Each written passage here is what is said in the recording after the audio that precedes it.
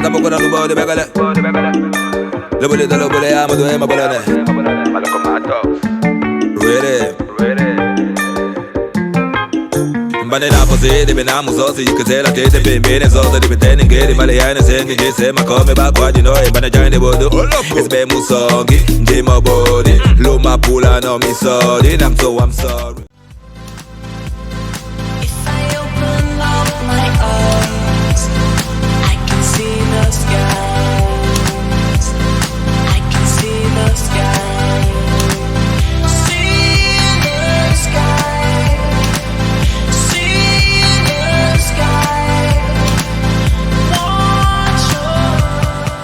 Salut à tous, je me retrouve pour Concept d'art à nouveau au Kemana, le restaurant où je vous assure que l'on mange très très bien. Je vous invite d'ailleurs à y venir. Aujourd'hui pour ce Concept d'art, je suis avec une charmante jeune femme. Elle est souriante, elle est agréable. Je dis ça pourquoi? Parce que plus d'une fois, nous avons eu un contact téléphonique et c'était fort appréciable. Anne qui a créé un projet en adéquation avec ses valeurs. Il s'agit de UL. Elle n'est pas seule sur le coup. Elle a conçu ce jeu avec Cédric, qui n'est pas avec nous ce jour, mais c'est une équipe de vrais passionnés. Salut Anne, comment tu vas? Bonjour Canel, je vais très bien. Je suis un peu fatiguée, mais je vais bien. Fatiguée, c'est dû à quoi? Il a fallu qu'on promotionne le jeu. Hier, j'étais sur un marché de 8h à 18h et je t'avoue qu'il faut mettre énormément d'énergie pour pouvoir vendre les jeux. Vendre ces jeux, c'est convaincre les parents qui les achètent. Et je suppose que les questions fusent, c'est pas évident. Non, pas du tout. Déjà, c'est la première fois qu'on fait ça.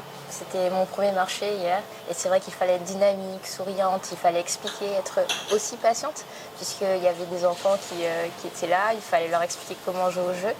Donc oui, c'était assez énergivore. Rassure-moi, tu en as vendu des jeux hier? Oui. Une petite présentation s'impose. Alors, je te demanderai de te présenter, certes, mais également de présenter Cédric qui t'accompagne sur la création de ces jeux. Alors, qui est Anne? Alors, je suis d'origine martiniquaise. J'ai étudié les sciences politiques à Paris. Et Cédric aussi, il est d'origine camerounaise. Il a étudié dans une école de commerce. Et en fait, tous les deux ont souhaité réaliser des jeux ludiques et éducatifs sur des thématiques afro-caribéennes. Ça nous tenait à cœur, notamment parce que nous avons des neveux et des nièces qui vivent sur un territoire, mais qui ne le connaissent pas. Donc, instinctivement, on était allé dans des magasins de jouets, en fait. On souhaitait justement qu'ils puissent apprendre sur leur territoire. Et on a voulu rechercher, on voulait des jouets qui parlent de l'Afrique et de la Caraïbe. Sauf qu'on s'est rendu compte que c'était très compliqué. On s'est rendu compte que si on souhaitait un jeu en particulier sur une géographie, ça devenait encore plus compliqué. Et là, on s'est dit... Vous avez vu qu'elle a l'engouement de parler de son jeu. Je n'ai même pas encore commencé à lui poser des questions. Mais bon, alors Cédric, c'est un vrai passionné. Il est du Cameroun, Tunisie. Il a appris à connaître notre territoire, la Martinique. Oui. Ça a été évident pour lui? Non, pas du tout. Alors c'est vraiment... La culture martiniquaise est vraiment éloignée de la culture camerounaise et vice-versa. Donc il a dû... Oui, il a dû apprendre ce que c'est que la Martinique. D'ailleurs, il est à Paris, donc il a rencontré des Martiniquais. Il était justement à un festival en novembre, c'était le mois créole. Donc il est allé à la rencontre de Martiniquais, de Guyanais, de Guadeloupéens. J'avais un peu peur pour lui au départ, mais il s'est fait énormément de connexions. Et là, il m'a dit « Waouh, ta culture est vraiment incroyable ». Comme quoi, hein. De suite, passons à l'histoire de UL. C'est quoi UL? C'est qui UL? Et puis... quel jeu vous avez créé? Alors UL, c'est deux passionnés de culture afro-caribéenne, donc Cédric et moi. Et on a créé un puzzle magnétique sur la carte de la Martinique. Alors le puzzle magnétique, je le prends en main pour le montrer quand même, hein, parce qu'il ne faut pas exagérer, mais continue. Du coup, c'est un puzzle qui est de qualité, c'est un puzzle qui est en bois. Et on souhaitait à travers ce puzzle que les petits et les grands puissent devenir des experts en géographie et puis aussi qu'ils puissent se réapproprier ou s'approprier le patrimoine martiniquais. J'aimerais savoir quels sont les jeux qui te passionnaient quand tu étais beaucoup plus jeune. Ah Bah ouais. Justement, En fait, c'est un cri du cœur, figure-toi. Parce que quand j'étais petite, moi, je voulais avoir des jeux qui parlaient de la Martinique, qui parlaient de la Guyane aussi. Parce que je suis originaire de la Martinique et de la Guyane. Et je n'avais pas ça. J'avais des Barbies. Et en fait, je me demandais pourquoi je n'avais pas ces jeux-là. Parce que ta carte est toute petite. Comment avez-vous testé votre jeu? Alors, on a fait plusieurs prototypes et ensuite, à chaque fois qu'on recevait un prototype, on allait voir les enfants. On allait dans les centres de loisirs pour tester nos jeux. Et donc, on observait les enfants interagir avec le jeu. On regardait comment ils manipulaient les pièces. Si finalement, ce qu'on proposait, la dimension par exemple, parce que quand vous créez un jeu, il faut savoir quelle taille il faut pour le jeu. Est-ce qu'on veut un A3? Est-ce qu'on veut un petit jeu? Donc au final, on a créé des prototypes avec plusieurs tailles et il a fallu que l'on détermine la taille la plus adéquate. Ensuite, alors concernant la taille, je t'arrête, mais n'oublie pas où tu en étais. Celle-ci, par exemple, ça va très bien. Ça peut aller très bien dans une cuisine. Oui. Ça peut très bien aller dans une salle à manger ou encore dans une chambre.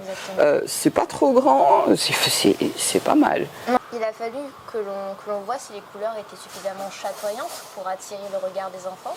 Donc ça, on n'a pas eu trop de mal parce que je pense qu'on a été assez bien formés. Il a fallu aussi que l'on voit si les livrets étaient suffisamment concis pour ne pas ennuyer les enfants. Donc on a fait un gros travail sur ça. On a travaillé avec des enseignants, une conseillère pédagogique. Et puis pour la partie en créole, on a travaillé avec 2 doctorants que je salue au passage. Qui sont Madame Massolin et Monsieur Restog, merci beaucoup pour l'aide que vous nous avez apportée. Génial. Ah oui, parce que quand on fait les choses, on a souvent besoin d'aide et il ne faut pas renier les gens qui nous ont donné un sacré coup de main. Exactement. D'ailleurs, je remercie toutes les personnes que j'ai rencontrées jusqu'à présent, des personnes qui m'ont soit encouragée ou soit qui m'ont donné des contacts pour aller vers d'autres personnes, ou même des mamans ou des parents qui nous ont dit que, par exemple, leurs enfants aimaient énormément ce jeu. Donc merci, j'espère que vous reconnaîtrez. À quel point tous deux avez-vous pris en compte les premiers retours sur ce jeu? Alors tu me dis que tu as fait les centres de loisirs, mais il y a aussi, comme tu disais tout à l'heure, les neveux, les nièces, les parents à côté. Comment vous avez pris en compte ces retours? Alors c'est vrai que chaque retour pour nous était important. Donc on notait cela sur un cahier et ensuite on essayait de voir dans quelle mesure on pouvait appliquer cela. Alors quand on fait un jeu, il y a des coûts financiers et du coup on ne peut pas tout mettre. Par exemple les livrets sont en papier. Alors oui, le papier ça se déchire et c'est vrai que quand on a un enfant qui utilise les livrets, ça peut se froisser.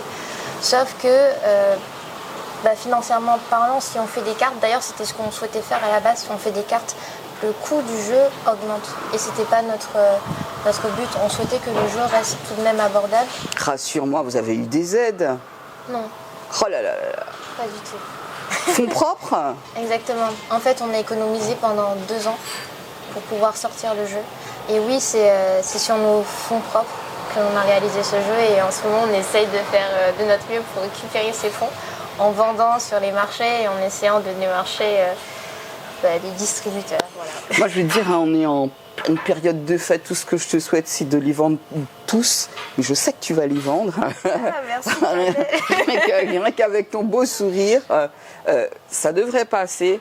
Mais ce jeu est fort intéressant. Combien de temps, justement, avez-vous pris tu m'as parlé déjà de 2 ans d'économie, mais combien de temps avez-vous pris pour concevoir le jeu UL? Ça nous a pris 2 ans aussi. Ouais. D'accord. Au départ, alors je pense que, en tout cas moi, je ne sais pas si Cédric ça a été la même chose, mais j'ai été un peu naïve sur les bords au départ. Notamment parce que on s'est dit qu'on allait prendre un freelance, qu'il allait faire pour nous les dessins, puis qu'on aurait réalisé notre puzzle comme ça, sans problème. Et le freelance, il vous a eu? Qu'est-ce qui s'est passé? Ça a été compliqué parce que lorsque vous travaillez avec un freelance, à chaque modification, il faut payer. D'accord. Donc les dépenses s'accumulent. Et au bout de 3 fois, on s'est dit, c'est pas possible. Non. C'est vraiment pas possible. Donc ce qu'on a dû faire, c'est se former au dessin. Et d'ailleurs, tout ce que vous voyez là, c'est nous. On a dessiné toute cette carte, tout seul. On a appris à dessiner pendant 1 an, on s'est formé. Et 2 ans après, on a réalisé ce jeu. Donc c'est vraiment pas possible. C'est vraiment pas possible. Donc ce qu'on a dû faire, c'est se former au dessin. Et d'ailleurs, tout ce que vous voyez là, c'est nous. On a dessiné toute cette carte tout seul. On a appris à dessiner pendant 1 an, on s'est formé. au dessin. Et Au moins, tu disais donc 2 ans à travailler avec beaucoup d'amour, se faire avoir de temps en temps par d'autres qui se feront avoir aussi à un certain moment, c'est comme ça la vie. Les illustrations, c'est vous? Tout c'est vous? ouais, tout c'est nous. Même les livrets, après, ça a été relu par des enseignants et comme je te le disais, par une conseillère pédagogique, même des doctorants. Mais tout, c'est nous. En fait, au départ, lorsqu'on n'a pas vraiment d'argent, on est obligé de tout faire. Le site internet que l'on a créé, bah oui, c'est nous. Les vidéos, alors la dernière vidéo qu'on a faite, on a eu l'aide d'un ami. Mais sinon, la première, on l'a fait. Alors, cette petite vidéo, c'est une vidéo en style dessin animé, c'est ça? Ouais, Ah bah, elle est super sympa, ton ami. Il s'appelle comment? On lui fait un petit coucou aussi. C'est Harry, il nous a aidé pour le montage. Les dessins, c'est nous, mais par contre, il nous a aidé pour le montage en fait. Bonjour, c'est qui Yoel? Yoel, c'est 2 passionnés de culture afro-caribéenne. Quel jeu avez-vous créé? Un jeu? Nous avons conçu un puzzle magnétique en bois sur la carte de la Martinique. Intéressant. Pourquoi? Nous sommes rendus compte que les petits et les grands ne connaissaient pas forcément bien la géographie et le patrimoine de l'île. Du coup, nous avons créé ce puzzle. Chaque pièce correspond à la forme d'une ville et est identifiée par une image. Cette image illustre une partie de l'histoire ou de la culture. Et si on ne comprend pas l'image? Pas de panique, nous avons créé des livrets en 3 langues, anglais, français et également le créole, pour vous apporter des connaissances suffisantes sur l'île. Et votre aspiration? C'est d'encourager toute la génération à jouer ensemble en utilisant le puzzle comme point de départ pour partager des souvenirs, expliquer l'histoire et aller plus loin. Notre souhait serait que vous visitiez toute la Martinique en famille. Tu vois, il y a encore des gens qui sont bienveillants ici-bas et qui ont compris que vous vouliez aider à connaître donc ce territoire qui est le nôtre, Oui. pas qu'aux Martiniquais, mais à d'autres personnes aussi. Parlons de ces centres de loisirs, c'est très important. Ils étaient dans l'Hexagone ou ici, les centres? Ici en Martinique. D'accord. Et les petits là, ils réagissaient comment? Extrêmement bien. Franchement, j'ai été agréablement surprise parce qu'ils ont bien reçu le jeu. Ils étaient très très attentifs. Et je me souviens qu'il y a un enfant de 3 ans qui courait partout. Et ensuite, lorsque je lui ai proposé de réaliser ce puzzle, il s'est attablé et il a commencé à jouer et il était très très attentif. Donc je me suis dit, wow, ça peut canaliser. Pour ce jeu, avez-vous sélectionné une œuvre déjà existante ou est-ce une création originale, très chère? C'est original. Comment s'est fait le choix des illustrations? Parce que là, tout de suite, il me semble avoir reconnu les anses d'Arlet de par son quai. Exactement. Et là, tout de suite, ça, comme dirait l'autre, ça tombe tech. Je reconnais bien les anses d'Arlet. Parce qu'en fait, il y a des monuments qui sont symboliques. Donc les anses d'Arlet, oui, on connaît les anses d'Arlet, notamment par rapport à l'église et par rapport au quai. Donc ça, c'était quelque chose qu'il fallait absolument mettre. Mais on a aussi voulu diversifier les thématiques que l'on abordait. Et on voulait justement apporter un regard novateur sur la Martinique. Donc parfois, il y a des éléments qui sont symboliques, des éléments que tout le monde connaît en fait. Parce que par exemple, à Sainte-Anne, on voit qu'il y a cette fameuse plage, les Salines, exactement, qui est très connue. Mais par exemple, à Rivière-Pilote, là, on a voulu innover. On a voulu parler d'un sport qui, pour nous, est très important, mais qui n'est pas forcément connu. Alors pour Rivière-Pilote, on aurait pu parler de l'insurrection, donc l'histoire, mais on a voulu que cette image parle à la fois aux enfants et aux grands. Est-ce que tu sais à quoi ça correspond? Vraiment pas. Je pense au foot. Et en même temps, je pense à l'athlétisme. Ah ah. Et bien en réalité, c'est de l'escalade. La bibliothèque de Fort-de-France. Ah. Au Gros Morne, je vois qu'il y a des ananas de jus de fruits. Est-ce pour ça? Non, pas parce qu'il y a des plantations... Exactement, on a voulu montrer la diversité. En fait, au Gros Morne, vous avez énormément d'agriculture, énormément de plantations. Et il faut dire que l'ananas figure sur le blason. En fait, toutes les explications sont dans le livret. C'est vrai qu'il figure sur le blason de la ville du Gros Morne. Je le sais très bien. Je vais déposer ce jeu. Quelles ont été les parties les plus intéressantes pour Cédric et toi pendant le développement de ce jeu? Alors, il y a sûrement des anecdotes. Il y a eu, c'est vrai, Il y a eu des fois où vous en pouviez plus, mais il y a eu des fois, il y a eu des fous rires. Quels sont les moments les plus intéressants? Les moments où, par exemple, on rencontre les fabricants, parce qu'ils voient qu'on est novice, qu'on ne sait pas vraiment ce qu'on fait. Ah. Donc finalement, il y en a qui disent we're gonna help each other, we need to help each other. En fait, ils voulaient juste nous dire qu'ils allaient nous aider, mais voilà. Non, franchement, ça s'est bien passé. Quand vous avez des fabricants qui finalement vous conseillent, vous apportent de l'aide, vous vous dites waouh, parce qu'on n'est pas connus, on est deux jeunes. Oui, ça se voyait qu'on était novices dans le domaine et pourtant, il y a des gens qui ont cru en nous. Les autres aspects qui sont aussi intéressants, c'est quand finalement on a le produit et qu'on va le présenter aux enfants.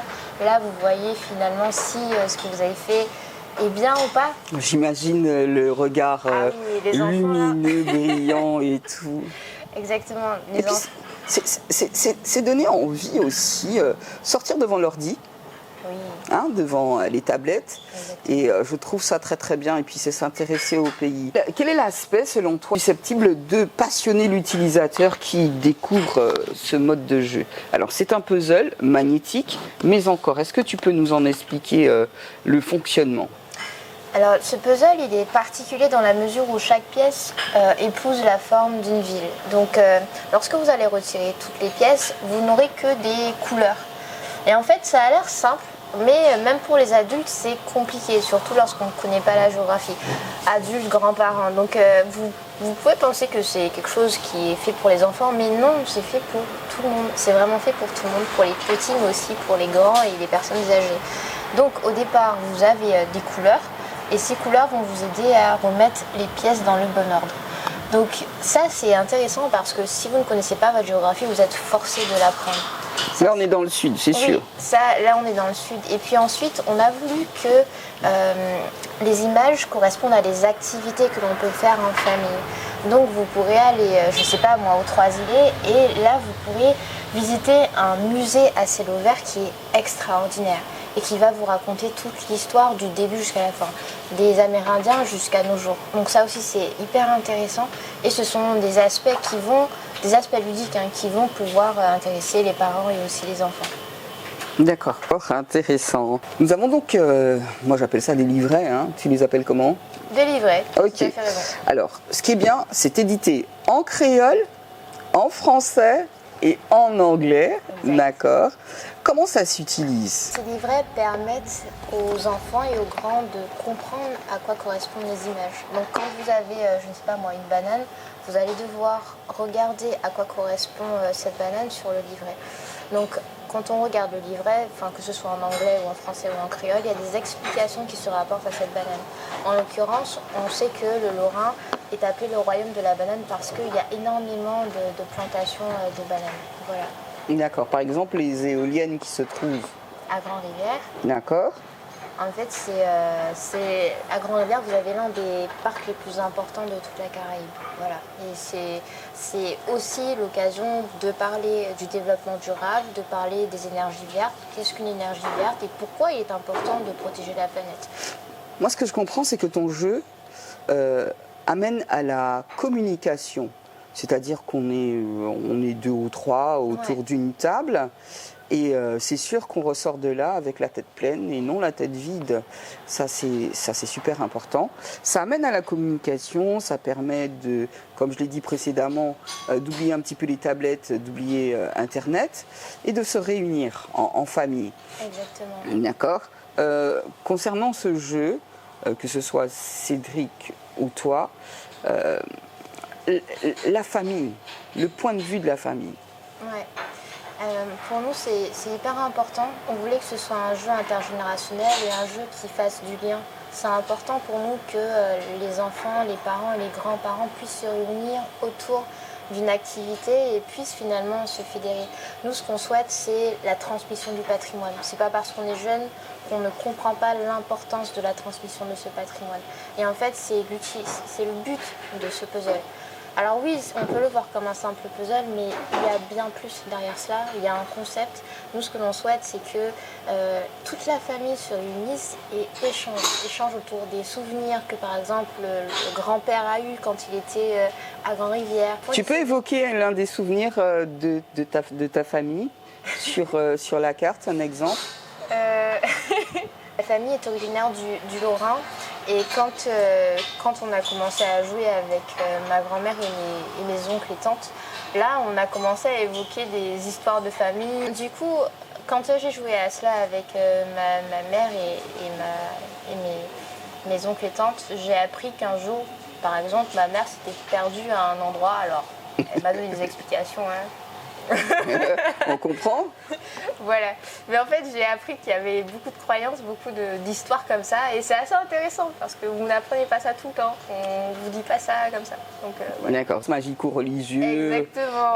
Elle s'est perdue, j'imagine, le soir. Oui, voilà, elle a eu peur, etc., etc. Exactement. Mais on en apprend sur les nôtres. Alors, comment se procurer son puzzle magnétique? Alors, on a un site internet www.yoeltoys.fr sur lequel vous pouvez commander ou sinon vous pouvez me contacter au 06 96 06 52 39 et ensuite il y a une remise en main propre soit à Fort-de-France ou soit au Lamentin. Ce sera en fonction des disponibilités de chacun. Ce jeu est vendu également par Cédric. Oui. Alors comment on fait pour joindre Cédric? Un numéro de téléphone pour lui peut-être? Bien sûr, Canel. D'ailleurs, il s'affiche en bas de l'écran. Bon, allez.